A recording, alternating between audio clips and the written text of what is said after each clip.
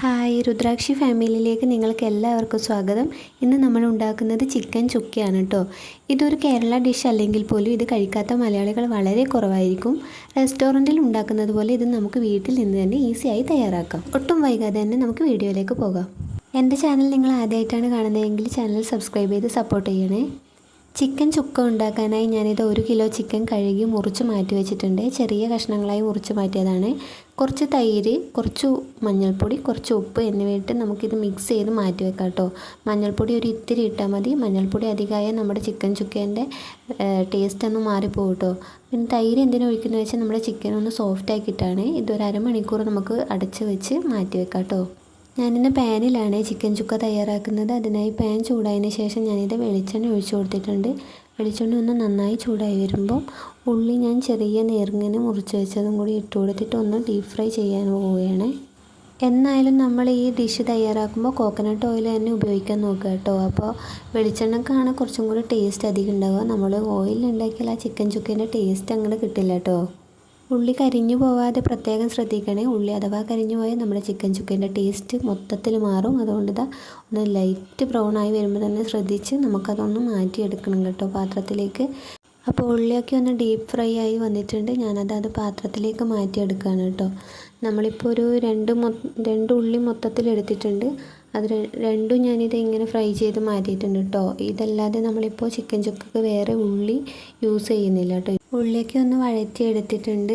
എടുത്തതിന് ശേഷം അതൊന്ന് മാറ്റി വെച്ചിട്ടുണ്ട്. അതിൽ കുറച്ച് എണ്ണയിലേക്ക് തന്നെ നമ്മളിത് ഇഞ്ചിയും വെളുത്തുള്ളിയും പേസ്റ്റ് ഇട്ട് കൊടുക്കുകയാണ്. ഇഞ്ചിയുടെയും വെളുത്തുള്ളിയുടെയും പച്ചമണം ഒന്ന് മാറുന്നത് വരെ നമുക്കിതൊന്ന് വഴറ്റിയെടുക്കണം കേട്ടോ.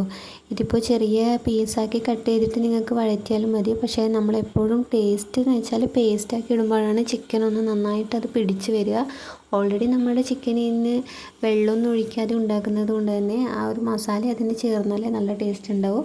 അതൊന്ന് വഴറ്റിയതിന് ശേഷം ഞാനിതാ 2 പച്ചമുളക് ഇങ്ങനെ കീറിയിട്ടതും കൂടി ഇട്ട് കൊടുക്കുന്നുണ്ട്. അതൊന്ന് കളറ് മാറി വരുമ്പോൾ നമുക്ക് ബാക്കി പൊടികളൊക്കെ ഇട്ട് കൊടുക്കാം. അതൊന്ന് നന്നായിട്ട് വഴറ്റിയെടുക്കാം.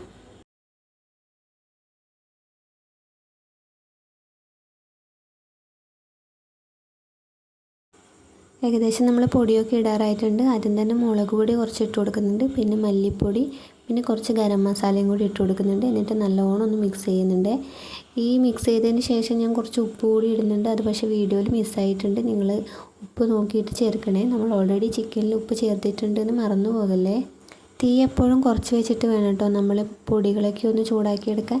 പൊടി ഒന്ന് എണ്ണയിൽ ചൂടായി വരുമ്പോൾ തന്നെ നല്ല സ്മെല്ല് വരുന്നുണ്ട് കേട്ടോ. അതിന് ശേഷം ഞാനിത് തക്കാളി മുറിച്ച് വെച്ചതും കൂടി ചേർക്കുന്നുണ്ട്. തക്കാളിയും കൂടി ചേരുമ്പോഴാണ് കേട്ടോ നമ്മുടെ ചിക്കൻ ചുക്കക്ക് ആ മസാല ഒന്ന് ഒരു ഗ്രേവി പോലെ ഒന്ന് കിട്ടുന്നത്.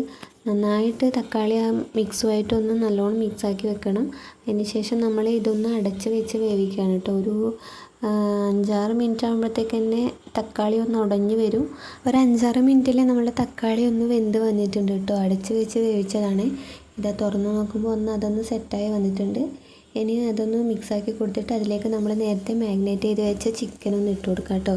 ചിക്കനിൽ നിന്ന് കുറച്ച് വെള്ളമൊക്കെ ഇറങ്ങിയിട്ടുണ്ട്. അത് ആ വെള്ളത്തോട് കൂടി തന്നെ നമ്മൾ ഇതിലേക്കൊന്ന് ഒഴിച്ചു കൊടുക്കുകയാണ്. തീ ഒന്ന് ഹൈ ഫ്ലെയിമിലിട്ടിട്ട് നല്ലോണം ഒന്ന് മിക്സാക്കി കൊടുക്കണേ. നല്ലോണം എന്ന് വെച്ചാൽ ആ മസാല ചിക്കനുമായിട്ട് മൊത്തത്തിൽ ഒന്ന് മിക്സ് ആകുന്നത് വരെ നമ്മൾ നല്ലോണം മിക്സാക്കി കൊടുക്കണം. ചിക്കൻ ചുക്ക നമുക്ക് പൊറോട്ടക്കും ചോറിനും ചപ്പാത്തിക്കും ഒക്കെ കഴിക്കാം കേട്ടോ. നല്ല സൂപ്പർ ടേസ്റ്റാണ്. ഞാൻ ഇതിന് മുന്നേ ഒരു പ്രാവശ്യം ഉണ്ടാക്കിയിട്ടുണ്ട്. അപ്പോൾ ഞാൻ വീഡിയോ എടുക്കാൻ മറന്നു പോയതാണ്. ഹൈ ഫ്ലെയിമിലിട്ട് നന്നായി ഒന്ന് മിക്സാക്കിയതിന് ശേഷം നമുക്കൊന്ന് അടച്ച് വെച്ച് വേവിക്കാം. അടച്ച് വെച്ച് വേവിക്കുമ്പോൾ പ്രത്യേകം ശ്രദ്ധിക്കണം. തീ കുറച്ച് വെച്ചിട്ട് ഒരു 15 മിനിറ്റ് നമുക്ക് വേവിക്കാം. അപ്പോഴത്തേക്കും ചിക്കനൊന്ന് നന്നായിട്ട് വെന്ത് വരും. തൈര് ഒഴിച്ച് വെച്ച് മിക്സ് ആക്കിയത് കൊണ്ട് തന്നെ ചിക്കനൊക്കെ നല്ല സോഫ്റ്റാണ് കേട്ടോ. നല്ല സ്മെല്ലും വരുന്നുണ്ട്. അതിനുശേഷം നമ്മളെ ലാസ്റ്റ് ഇൻഗ്രീഡിയൻസ് മെയിൻ സാധനമാണ് നമ്മുടെ പെരുംജീരകം പൊടിച്ചതും പിന്നെ ഇതാ കുരുമുളക് പൊടിയാണ്. എരിവിനനുസരിച്ച് നമുക്ക് കുരുമുളക് പൊടി ഇടാം കേട്ടോ. ഞാനിപ്പോൾ ഇത്രയാണ് ഇടുന്നത്. ലാസ്റ്റ് ഞാൻ കുറച്ചുകൂടി ഇടുന്നുണ്ട്. അതും കൂടി ഇട്ടിട്ട് ഒന്ന് നന്നായിട്ട് മിക്സ് ചെയ്യാം. പിന്നെ ഈ കാണുന്ന ഗ്രേവി നമുക്ക് കുറച്ചൊന്നും കൂടെ വറ്റിച്ചെടുക്കണം. ചിക്കൻ ചുക്ക എന്ന് പറയുന്നത് കുറച്ചും കൂടെ ഗ്രേവി ഇല്ലാത്തൊരു ടൈപ്പാണ് കേട്ടോ. ഒന്ന് മിക്സാക്കി കൊടുത്തതിന് ശേഷം നമ്മളെ മെയിൻ സാധനം ഉള്ളി ഡീപ്പ് ഫ്രൈ ചെയ്ത് വെച്ചതാണ്. അതൊന്ന് കൈകൊണ്ട് ഒന്ന് തിരുമ്മി പൊടിച്ചിട്ട് നമ്മുടെ ചിക്കൻ കറിയിലേക്കൊന്ന് ഇടുകയാണ് കേട്ടോ. അതും കൂടി ഇട്ടതിന് ശേഷം ഒന്ന് നന്നായിട്ട് മിക്സ് ചെയ്യുക. തീ നല്ലോണം കൂട്ടി വെച്ചിട്ട് ആ വെള്ളം ഒന്ന് വറ്റിച്ചെടുക്കുമ്പോഴത്തേക്ക് തന്നെ നമ്മുടെ ചിക്കൻ ചുക്ക റെഡിയാവും കേട്ടോ.